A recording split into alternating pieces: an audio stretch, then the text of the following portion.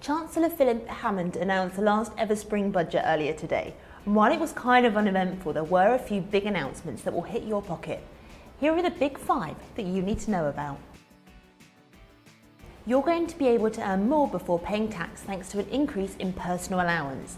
This means you can pocket £11,500 of your earnings tax-free, and if you earn less than this, you won't pay any tax at all.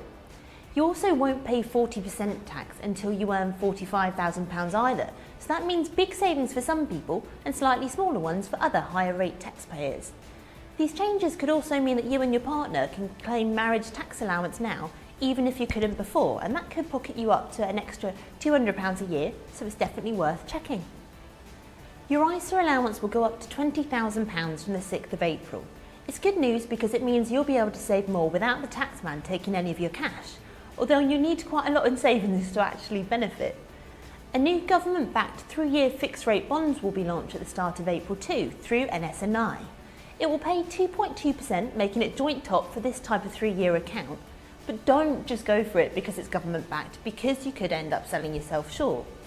Fixed-rate savings are gradually rising, and by locking your money up for 3 years, you could end up missing out if rates rise further. Also, with inflation on the up, it's really worth checking whether you could make your money work harder by using your cash in some other way, like paying off debts, paying extra off your mortgage, or even investing. It's good news for drivers, so fuel duty is going to be frozen again. Now that's brilliant because the cost of petrol and diesel are really shooting up at the moment, even without the help of the Chancellor. Now the government are going to look at whether they should tax diesel drivers more, so it's worth thinking about whether you should go for a diesel car if you're on the market for a new set of wheels. There's a big shake-up to national insurance contributions coming in for people that are self-employed. On average, it's expected to add around £31 a year to your national insurance bill, but it's complicated. The best thing you can do is to speak to your accountant to find out whether you're going to have to pay more.